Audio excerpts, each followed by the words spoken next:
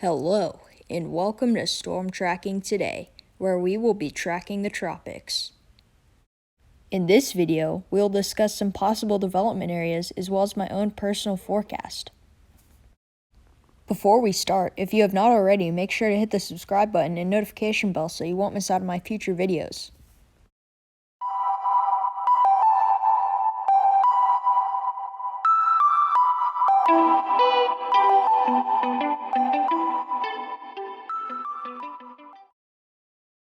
This is the National Hurricane Center's 5-day graphical outlook, and there's only one system on the chart, which is the disturbance in the main development region.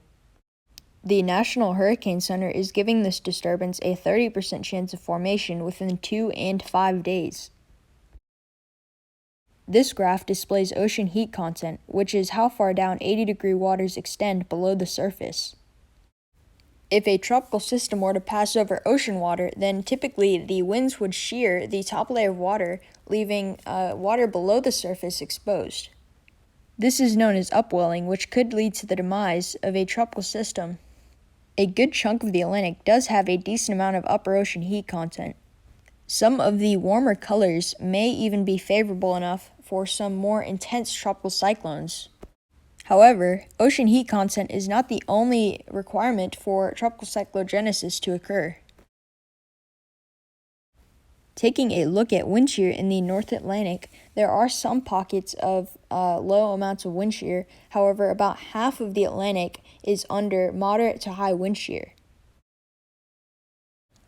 Looking into dry air in the North Atlantic, there are portions in the main development region and in the subtropics that have a decent amount of dry air. Now, the portion in the main development region is due to a large amount of Saharan dust, which is typical for June.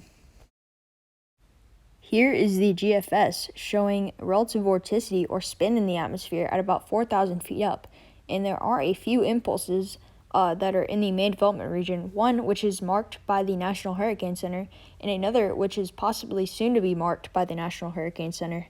Now, the one that is not yet recognized by the National Hurricane Center has a better shot at becoming a depression. You may also have noticed the possible development in the Bay of Campeche as shown by the GFS. While the GFS is showing this system, no other models have yet picked up on this development. While the European model isn't showing any development in the Bay of Campeche, it is being more bullish on the system off of the coast of Africa.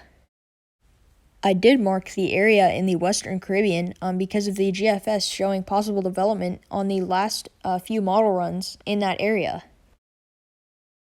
Now we'll be looking at my personal forecast for these systems. As for the system off of the coast of Africa, I expect for it to move generally westward toward the Lesser Antilles, and I'm giving it a 50% chance of development within the next 5 days because it will encounter dry air and wind shear along the way. So it's basically a coin flip if it develops or not. This is my forecast track for the disturbance which is being recognized by the National Hurricane Center. I believe that this system will move towards Puerto Rico and the Lesser Antilles. I'm giving it a 20% chance of development as I believe it has missed its window of opportunity.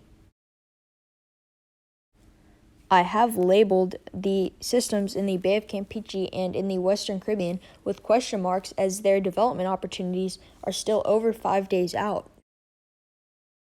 If you enjoyed this video, please hit the like button so that this video can be recommended to more people. If you still have not subscribed and you enjoy my tropical updates, please hit the subscribe button and notification bell so you won't miss out on my future videos. I hope to see you on my next tropical update.